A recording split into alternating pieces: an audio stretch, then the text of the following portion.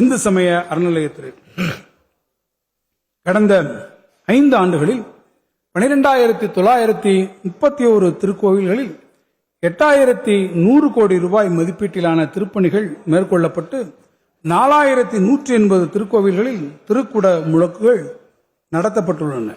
1000 ஆண்டுகள் பழமையான திருக்கோவில்களை புனரமைத்து பாதுகாத்திடும் வகையில் கடந்த 4 ஆண்டுகளில் அரசு நிதி 425 கோடி ரூபாய் ஒதுக்கீடு செய்யப்பட்டு இதுவரை 84 திருக்கோவில்களில் திருக்குடமுழக்குகள் நிறைவு பெற்றுள்ளன.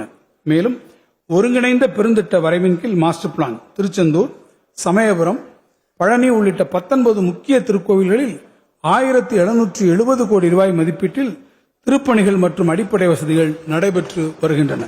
இந்த அரசு பொறுப்பேற்ற பின் எடுக்கப்பட்ட தொடர் முயற்சிகள் காரணமாக 1048 திருக்கோயில்களுக்கு சொந்தமான 8,363 கோடி ரூபாய் மதிப்பிலான 8,111 ஏக்கர் நிலங்கள் ஆக்கிரமிப்பாளர்களின் பிடியிலிருந்து மீட்கப்பட்டுள்ளன.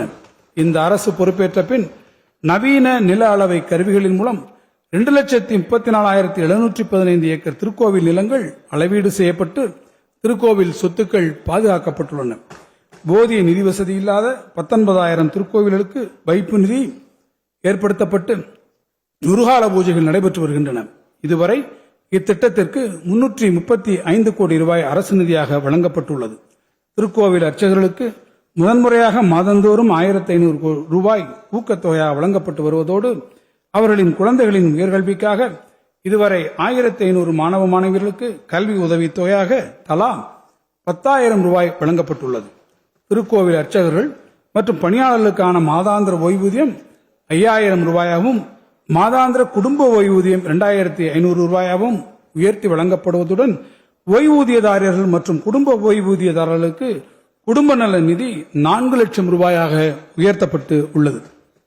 தஞ்சை மாவட்டம் கும்பகோணம் துக்காட்சி அருள்மிகு ஆபத்சகாயேஸ்வரர் திருக்கோயிலுக்கு மரபு சார்ந்த கட்டடக்கலையினை பாதுகாக்கும் பொருட்டு நவீன அறிவியல் உதவியுடன் பழமை மாறாமல் திருக்கோயிலை புனரமைத்ததற்காக கலாச்சாரிய பாரம்பரிய யுனெஸ்கோ ஏசியா பசிபிக் விருது அறிவிக்கப்பட்டுள்ளது. சுற்றுலா 2024 ஆண்டில் 30.68 கோடி உள்நாட்டு சுற்றுலா பயணிகள் மற்றும் 11.6 லட்சம் பன்னாட்டு பயணிகள் வருகை என மொத்தம் 30.79 கோடி எண்ணிக்கையுடன் சுற்றுலாத்துறையில் நாட்டிலேயே தமிழ்நாடு 2வது இடத்தில் உள்ளது. பொருளாதார வளர்ச்சியில் சுற்றுலாத்துறை அளிக்கக்கூடிய பெரும் பங்களிப்பை நன்கு உணர்ந்துள்ள இந்த அரசு இத்துறையில் தனியார் துறை முதலீடுகளை ஈர்த்திடவும் வேலைவாய்ப்புகளை பெருக்கிடவும் புதிய சுற்றுலா கொள்கையை வெளியிட்டது.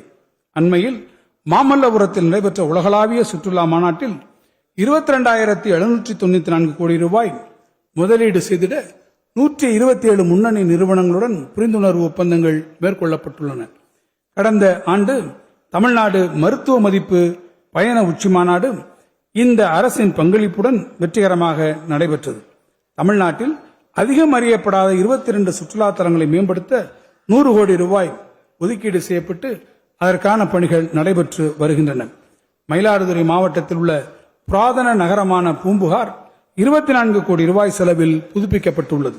மாமல்லபுரத்திற்கு வருகின்ற சுற்றுலா பயணிகளுக்கு தேவையான அடிப்படை வசதிகளை மேம்படுத்த முதலாக மாமல்லபுரத்தில் சிறப்பு பகுதி மேம்பாட்டு ஆணையம் அமைத்து அதன் மூலமாக 100 கோடி ரூபாய் மதிப்பீட்டில் நவீன சுற்றுலா உள்கட்டமைப்பு வசதிகள் ஏற்படுத்தப்படும் என்று மாண்புமிகு முதலமைச்சர் அவர்கள் அறிவித்துள்ளார். இதற்கான நடவடிக்கைகள் விரைவில் தொடங்கப்படும். கன்னியாகுமரியில் கடற்கரை முகப்பு பகுதி மேம்பாட்டு பணிகளை சிறப்பாக மேற்கொண்டதற்காகவும் நீலகிரி மாவட்டம் உள்ளாடாம், கோயம்புத்தூர் மாவட்டம் வேட்டைக்காரன்புதூர் ஆகியவை சிறந்த சுற்றுலா கிராமங்களாக தேர்ந்தெடுக்கப்பட்டதற்காகவும் ஒன்றிய அரசின் விருதுகள் 2023 ஆண்டில் பெறப்பட்டுள்ளன. கன்னியாகுமரியில் ஐயன் திருவள்ளுவரின் சிலை மற்றும் விவேகானந்தர் பாறை ஆகியவற்றை இணைக்கும் கண்ணாடி இலை பாலத்தினை கடந்த ஆண்டு நமது மாண்புமிகு முதலமைச்சர் அவர்கள் திறந்து வைத்தார். சுற்றுலா பயணிகளிடையே பெரும் வரவேற்பை பெற்ற இக்கண்ணாடி இலை பாலத்தினால் கடந்த ஆண்டில் மட்டும் சுற்றுலா பயணிகளின் வருகை 43% அதிகரித்துள்ளது. இந்த இடைக்கால வரவு செலவு திட்ட மதிப்பீடுகளில் சுற்றுலாத்துறைக்கு 1,394 கோடி ரூபாய் ஒதுக்கீடு செய்யப்பட்டுள்ளது. உணவு பாதுகாப்பு பொருளாதார சமூக வேறுபாடு இன்றி மக்கள் அனைவருக்கும் உணவு பாதுகாப்பை உறுதி செய்திட வேண்டும் என்பதே இந்த அரசின் தலையாய நோக்கமாகும். அதை நிறைவேற்றும் வகையில் தமிழ்நாட்டின் அனைவருக்குமான பொது விநியோக திட்டம் சிறப்பாக செயல்படுத்தப்பட்டு வருகிறது. தமிழ்நாட்டில் வரலாறு காணாத வகையில் நடப்பு குறுவை பருவத்தில் இதுவரை 14.89 லட்சம் மெட்ரிக் டன்னும் கடந்த 5 ஆண்டுகளில் 2,15,39,333 மெட்ரிக் டன்னும் நெல் கொள்முதல் செய்யப்பட்டுள்ளது. இந்த அரசு பொறுப்பேற்றவுடன் உறுதியளித்தபடி கூட்டுறவுத்துறையின் மூலம் 12,359 கோடி ரூபாய் பயிர்க்கடனும் 4,889 கோடி ரூபாய் நகைக்கடனும் மற்றும் சுய உதவி குழுக்களின் கடன் 2,118 கோடி ரூபாயும் தள்ளுபடி செய்யப்பட்டன. கடந்த 5 ஆண்டு காலத்தில் 69,087 கோடி ரூபாய் அளவிற்கு விவசாயிகளுக்கு பயிர்க்கடன் வழங்கப்பட்டுள்ளது. மகளிர் சுய உதவி குழுக்களுக்கான கடன் உச்சவரம்பு 30 லட்சம் ரூபாயாக உயர்த்தப்பட்டு கடந்த 5 ஆண்டுகளில் 2,52,246 சுய உதவி குழுக்களுக்கு 16,648 கோடி ரூபாய் கடன் கூட்டுறவு வங்கிகளின் மூலம் வழங்கப்பட்டுள்ளது. பொதுமக்களுக்கு தரமான மருந்துகளை குறைந்த விலையில் வழங்கும் நோக்கில் முதல்வர் மருந்தகம் திட்டம் தொடங்கப்பட்டு இதுவரை 26 கோடி ரூபாய் மதிப்பிலான மருந்துகள் விற்பனை செய்யப்பட்டுள்ளன. இதன் மூலம் 45 லட்சம் பொதுமக்கள் பயனடைந்துள்ளனர். இந்த இடைக்கால வரவு செலவு திட்ட மதிப்பீடுகளில் உணவு மானியத்திற்காக 14,000 கோடி ரூபாய் உட்பட கூட்டுறவு உணவு மற்றும் நுகர்வோர் பாதுகாப்பு துறைக்கு 17,068 கோடி ரூபாய் ஒதுக்கீடு செய்யப்பட்டுள்ளது.